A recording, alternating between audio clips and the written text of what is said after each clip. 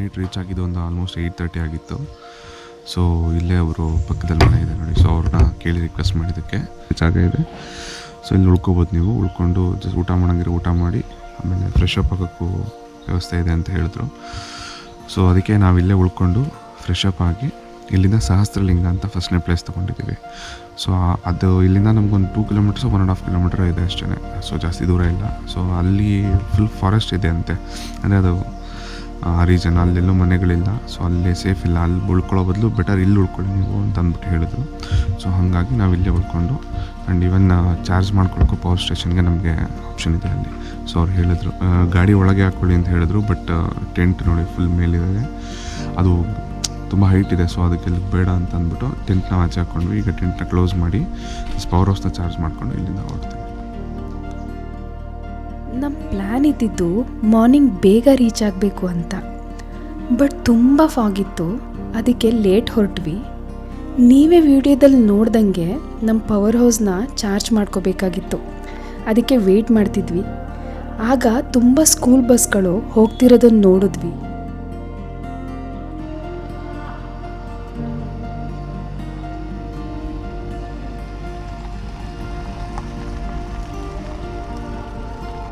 Situation ಏನು ಅಂತ ಹೇಳಿದ್ರೆ, ಡಿಸೆಂಬರಲ್ಲಿ ಮೆಜಾರಿಟಿ ಸ್ಕೂಲ್ಸು ಟ್ರಿಪ್ ಪ್ಲ್ಯಾನ್ ಮಾಡ್ತಾರೆ.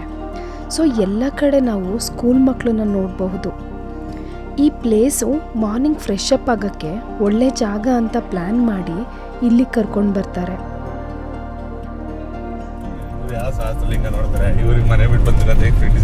ಖುಷಿಯಾಗಿರುತ್ತೆ. ಎಲ್ಲರೂ ಫೋನ್ ಇಟ್ಕೊಂಡಿದ್ದಾರೆ, ಇಲ್ಲ ಒಬ್ಬೊಬ್ರು ಇಟ್ಕೊಂಡಿದ್ದಾರೆ. ಗೌತಮ್ ನೀವೇನಾ? ಎಷ್ಟಣ್ಣ? 30. ಸ್ಕ್ಯಾನರ್ ಇದೆಯಾ? ನೆಟ್ವರ್ಕ್ ಎಲ್ಲ ಸರಿ. ರಿಟರ್ನ್ ಹೋಗ್ತಿದ್ಕೊಟ್ರು. ಹೌದಾ? ರಿಟರ್ನ್ ಹೋಗ್ಬೇಕಾರೆ? ಹಾಂ ಸರಿ ಆಯ್ತು. ಹಾಗೆ ಇಷ್ಟೊಂದು ಬಸ್ ಎಲ್ಲ ಹೆಂಗ್ ಬಂದು ಇಲ್ಲಿಗೆ? ಬಸ್ ಒಂದು 200 ಬಸ್ ಇಲ್ವಾ? 200 ಹೋಗ್ಬೋದಲ್ಲ?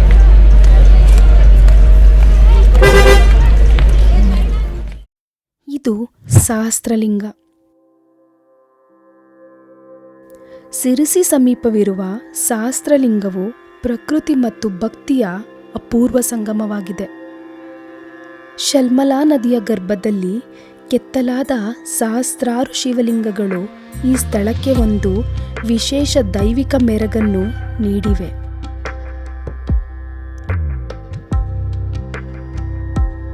ಈ ಸ್ಥಳದ ಪೌರಾಣಿಕ ಹಿನ್ನೆಲೆ ವಿಜಯನಗರ ಕಾಲಕ್ಕೆ ಕರೆದೊಯ್ಯುತ್ತದೆ.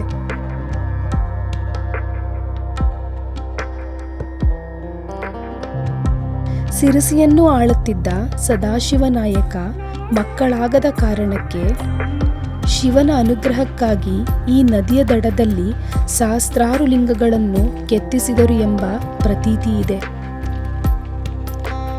ಇಲ್ಲಿ ಕೇವಲ ಶಿವಲಿಂಗಗಳಲ್ಲದೆ ಶಿವಲಿಂಗಕ್ಕೆ ಅಭಿಮುಖವಾಗಿ ನಂದಿಯ ಕೆತ್ತನೆಯನ್ನು ಕಾಣಬಹುದು.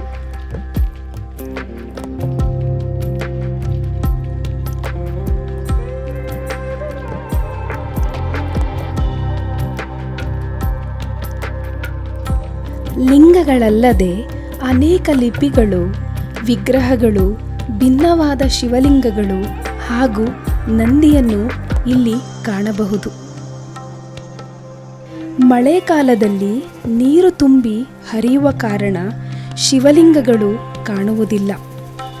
ಮಲೆನಾಡಿನ ನೆಚ್ಚಿನ ತಾಣವಾಗಿರುವ ಕಾರಣ ಸಹಸ್ರ ಸಂಖ್ಯೆಯಲ್ಲಿ ಪ್ರವಾಸಿಗರು ಈ ಅದ್ಭುತ ಸಹಸ್ರಲಿಂಗವನ್ನು ನೋಡಲು ಇಲ್ಲಿಗೆ ಬರುತ್ತಾರೆ. ಈ ಸಹಸ್ರಲಿಂಗವನ್ನು ನೋಡಲು ಸೂಕ್ತ ಸಮಯವೆಂದರೆ ಸೆಪ್ಟೆಂಬರಿಂದ ಫೆಬ್ರವರಿವರೆಗೆ.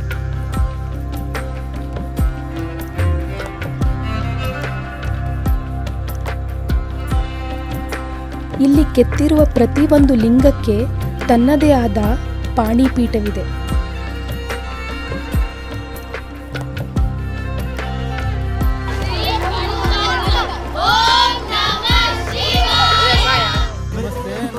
ಬಿಜಾಪುರದವರು, ಅದು ಸುರ್ಪುರ ತಾಲೂಕಿಂದ ಬಂದೀವಿ ಇಲ್ಲಿ ಸಹಸ್ರಲಿಂಗ ನೋಡಕ್ಕೆ.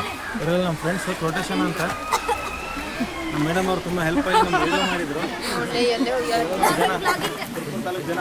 ಅಣ್ಣ ಏನೋ ಬರ್ದಿದ್ದೀರಾ, ನಾನು ಯಾರನ್ನೂ ಬೇಗ ಇಷ್ಟಪಡಲ್ಲ, ಒಂದು ಸಾರಿ ಇಷ್ಟಪಟ್ಟರೆ ನನ್ನ ಪ್ರಾಣ ಹೋದರೂ ಅವರ ಕೈ ಬಿಡಲ್ಲ.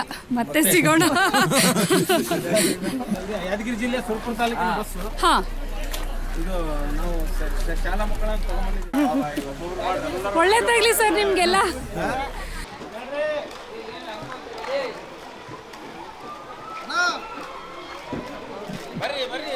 ಹಾ, ಇದು ಒಂದು ಟೇಬಲ್, ಇದು ಸುಮ್ಮನೆ ಟೇಬಲ್ ಇಟ್ಟು ಸ್ಟವ್ ಇಡಕ್ಕೆ.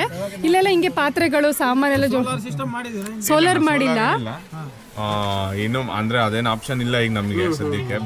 ಬೇರೆ ಗಾಡಿ ತಗೊಂಡ್ರೆ ಅದು ಮಾಡ್ಕೊಂಬೋದು. ಇದಕ್ಕೇನಿಲ್ಲ, ಬರೀ ಬ್ಯಾಟ್ರಿ UPS ಬ್ಯಾಟ್ರಿ ಇಟ್ಕೊಂಡಿದೀವಿ ಅಣ್ಣ. ಥ್ಯಾಂಕ್ಸ್ ಅಣ್ಣ. ಸರ್ ಇದೇ ನಮ್ಮ ಚಾನಲ್. ಓಕೆ ಮೇಡಮ್, ಆಯ್ತು. ನೋಡಿ ಸರ್, ಇದು ನೀವು 90s ಕ್ಯಾಂಪರ್ ಅಂತ ಹುಡುಕ್ಬೇಕು, ಆಗ ಬರುತ್ತೆ ನೋಡಿ. ಇದೆಲ್ಲ ನಮ್ಮ ವಿಡಿಯೋಸು. ಇದು ಈ ಸ್ಕೂಲ್ ಮಕ್ಕಳನ್ನ ನೋಡಿ ನಮ್ಮ ಸ್ಕೂಲ್ ಡೇಸ್ ನೆನಪಾಯಿತು. ನಾವು ಕೂಡ ಸ್ಕೂಲ್ ಮತ್ತು ಕಾಲೇಜಲ್ಲಿರುವಾಗ ಫ್ರೆಂಡ್ಸ್ ಜೊತೆ ಟ್ರಿಪ್ ಹೋಗ್ತಿದ್ದಿದ್ದು ನೆನಪಾಗಿ ತುಂಬ ಖುಷಿ ಆಯಿತು. Seriously those were the real golden days.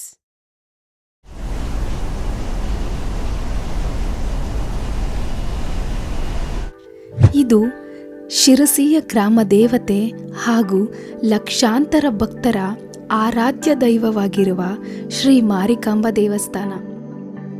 ತಾಯಿ ಮಾರಿಕಾಂಬೆ ಕೇವಲ ಒಬ್ಬ ದೇವತೆಯಲ್ಲ, ಅವಳು ನಾಡಿನ ಶಕ್ತಿ. ತನ್ನನ್ನು ನಂಬಿ ಬಂದ ಭಕ್ತರ ಕಷ್ಟಗಳನ್ನು ಕಳೆಯುವ ಈ ತಾಯಿಯ ಸನ್ನಿಧಿ ಮತ್ತು ಇತಿಹಾಸ ರೋಚಕವಾಗಿದೆ. ಪುರಾಣದ ಪ್ರಕಾರ ಶ್ರೀ ಮಾರಿಕಾಂಬೆಯ ವಿಗ್ರಹವು ಒಂದು ಕೆರೆಯಲ್ಲಿ ದೊರಕಿತ್ತು. ಒಂದು ಮರದ ಪೆಟ್ಟಿಗೆಯಲ್ಲಿ ತೇಲುತ್ತಾ ಬಂದ ಈ ವಿಗ್ರಹವು ಭಕ್ತರಿಗೆ ಗೋಚರವಾಯಿತು. ಆ ವಿಗ್ರಹವನ್ನು ಶಿರಸಿಗೆ ತರಲಾಯಿತು. ಅಂದಿನ ಸೋಂದಾ ಅರಸನ ಅನುಮತಿಯ ಮೇರೆಗೆ ವೈಶಾಖ ಶುದ್ಧ ಅಷ್ಟಮಿಯಂದು ವಿಗ್ರಹವನ್ನು ವಿದ್ಯುಕ್ತವಾಗಿ ಪ್ರತಿಷ್ಠಾಪಿಸಲಾಯಿತು. ದೇವಾಲಯದ ಗೋಡೆಗಳ ಮೇಲೆ ವರ್ಣರಂಜಿತವಾದ ಕಾವಿಕಲೆಯ ಚಿತ್ರಗಳನ್ನು ಕಾಣಬಹುದು. ಇದು ಪುರಾತನ ಕಾಲದ ವಿಶೇಷ ಕಲಾಪ್ರಕಾರವಾಗಿದೆ.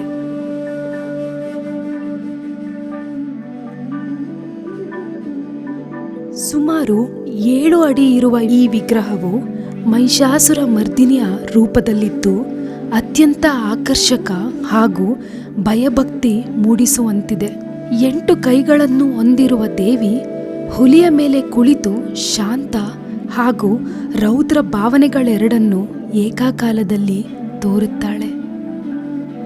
ಮಲೆನಾಡಿನ ಮಡಿಲಲ್ಲಿ ಪ್ರಕೃತಿಯ ಸೊಬಗಿನ ನಡುವೆ ನೆಲೆಸಿರುವ ಶಿರಸಿ ಮಾರಿಕಾಂಬೆಯ ದರ್ಶನ ಪಡೆಯುವುದೇ ಒಂದು ಪುಣ್ಯದ ಕೆಲಸ.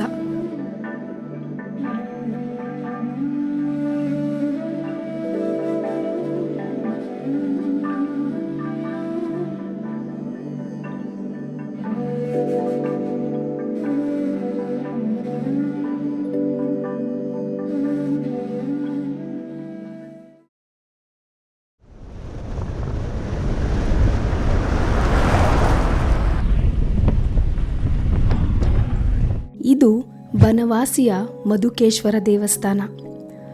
ಉತ್ತರ ಕನ್ನಡ ಜಿಲ್ಲೆಯ ಒಂದು ಪುರಾತನ ದೇವಾಲಯವಾಗಿದ್ದು, ಇಲ್ಲಿರುವ ಶಿವಲಿಂಗವು ಜೇನುತುಪ್ಪದ ಬಣ್ಣವನ್ನು ಹೊಂದಿರುವುದರಿಂದ ದೇವರಿಗೆ ಮಧುಕೇಶ್ವರ ಎಂದು ಕರೆಯಲಾಗುತ್ತದೆ. ಬನವಾಸಿಯು ಸುಮಾರು 4000 ವರ್ಷಗಳ ಹಳೆಯ ಇತಿಹಾಸವನ್ನು ಹೊಂದಿದೆ.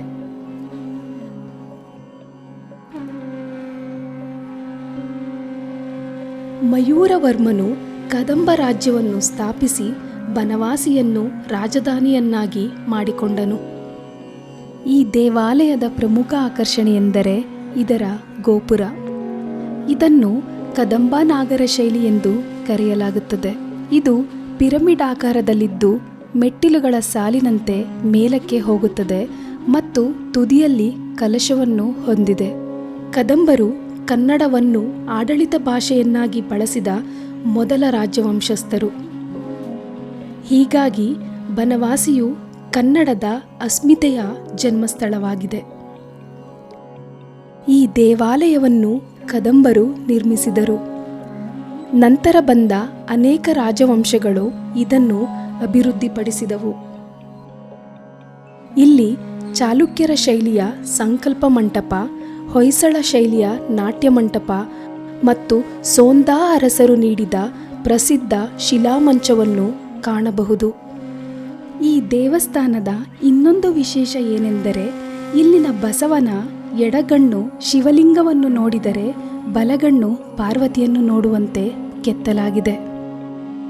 ಕನ್ನಡದ ಆದಿ ಪಂಪನಿಗೆ ಬನವಾಸಿ ಎಂದರೆ ಪಂಚಪ್ರಾಣ.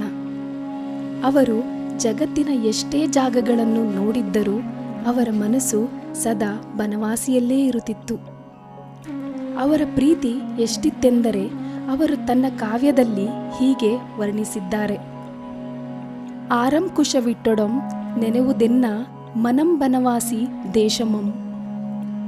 ಇದರ ಅರ್ಥ ಏನೆಂದರೆ, ಯಾರಾದರೂ ಅಂಕುಶದಿಂದ ಚುಚ್ಚಿ ಹಿಂಸಿಸಿದರೂ ನನ್ನ ಮನಸ್ಸು ಮಾತ್ರ ಬನವಾಸಿಯನ್ನೇ ನೆನಪಿಸಿಕೊಳ್ಳುತ್ತದೆ. ಬಸವಣ್ಣ ನೋಡಿ 7.5 ಅಡಿ ಹತ್ರ, 7.5. ಅವನ ಮುಖ ನೋಡಿ ತಲ್ಪತ್ರವಾಸಿದೆ.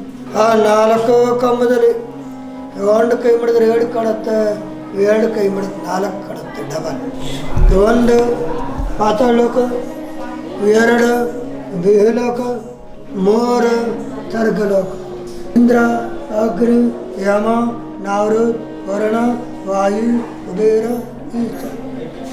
ತೆಗಡ ಆದಿತೇಶ 8 ಅನುಗಳಿದೆ. ಇದು 1638 ಇಸ್ವಿ. 1 ತಲೆ ಹೊಡೆದ್ರೆ 1 ನಿಮಿಷ.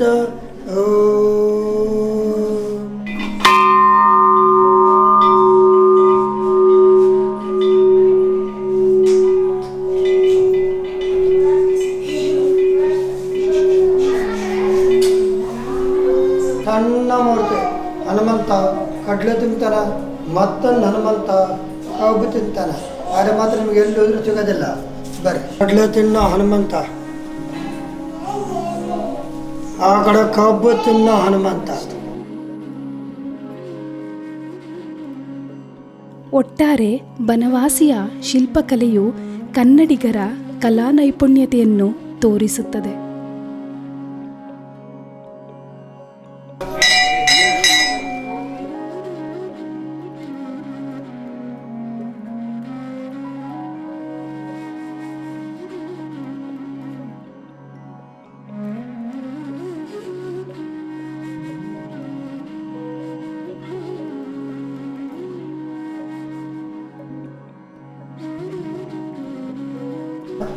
ಎಲ್ಲರೂ ಚಪ್ಪಾಳೆ ಕೊಟ್ಟು ನಮಸ್ಕಾರ ಮಾಡಬೇಕು.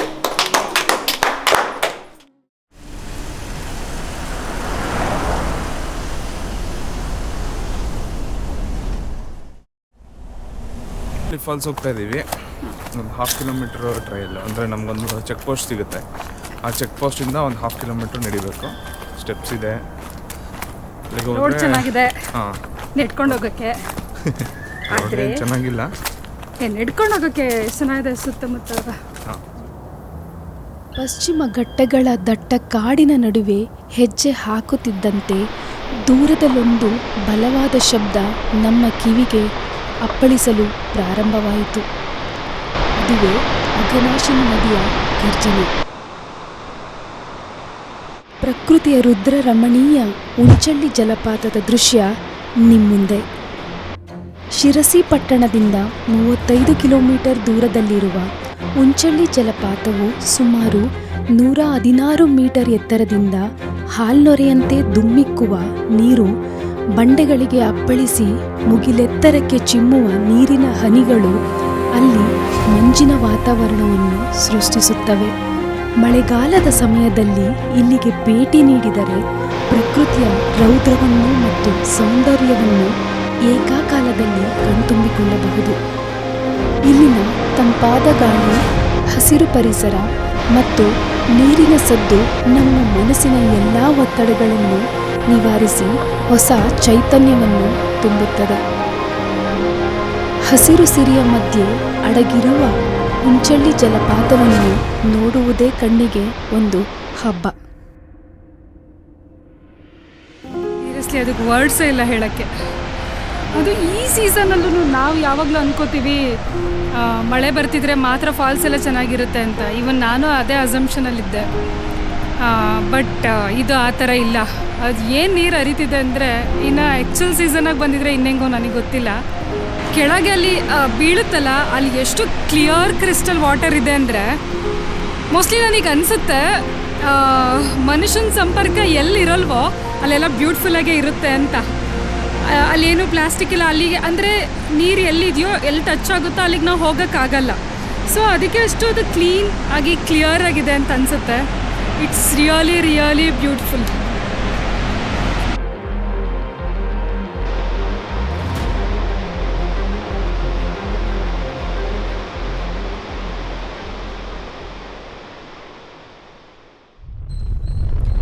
ಉಂಚಳ್ಳಿ ಫಾಲ್ಸಿಂದ ರಿಟರ್ನ್ ಆಗಬೇಕಾದ್ರೆ ಭೀಮನಗುಡ್ಡ ಲೊಕೇಶನ್ ಸಿಗುತ್ತೆ. 2-3 ಕಿಲೋಮೀಟರ್ ಒಳಗೆ ಬಂದರೆ ಒಂದು ಚೆಕ್ ಪೋಸ್ಟ್ ಸಿಗುತ್ತೆ. ಅಲ್ಲಿಂದ ಒಂದು 10 to 15 ಮಿನಿಟ್ಸ್ ಹೈಕ್ ಮಾಡಿದ್ರೆ ಒಂದು ಅದ್ಭುತವಾದ ವ್ಯೂ ಪಾಯಿಂಟ್ ಸಿಗುತ್ತೆ. ಅದೇ ಭೀಮನಗುಡ್ಡ ವ್ಯೂ ಪಾಯಿಂಟ್.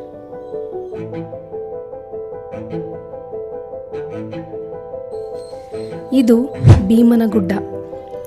ಸಿರಸಿ ತಾಲೂಕಿನಲ್ಲಿರುವ ಸುಂದರವಾದ ಮತ್ತು ಪ್ರಶಾಂತವಾದ ವಾತಾವರಣಗಳಲ್ಲಿ ಭೀಮನಗುಡ್ಡವು ಒಂದಾಗಿದೆ.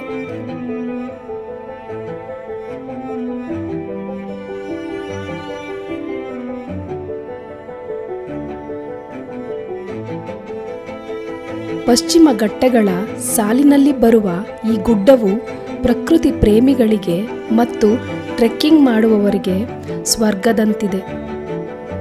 ಗುಡ್ಡದ ತುದಿಯಿಂದ ನೋಡಿದರೆ ಹಚ್ಚ ಹಸಿರಿನ ದಟ್ಟವಾದ ಕಾಡುಗಳು ಮತ್ತು ದೂರದಲ್ಲಿ ಬಳುಕುತ್ತಾ ಹರಿಯುವ ಅಘನಾಶಿನಿ ನದಿಯ ದೃಶ್ಯ ಮನಸ್ಸಿಗೆ ಉಲ್ಲಾಸ ನೀಡುತ್ತದೆ.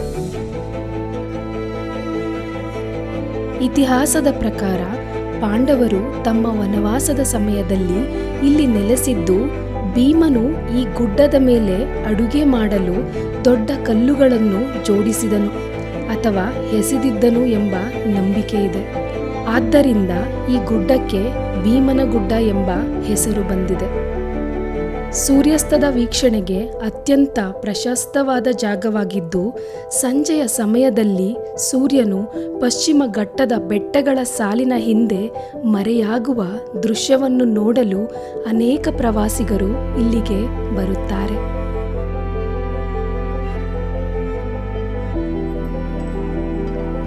ನಾವು ಇಲ್ಲಿ ಕಂಡಂತೆ 360 ಡಿಗ್ರಿ ವ್ಯೂ ಅನ್ನು ನೀಡುವ ಒಂದು ವೀಕ್ಷಣ ಬಿಂದುವಾಗಿದೆ.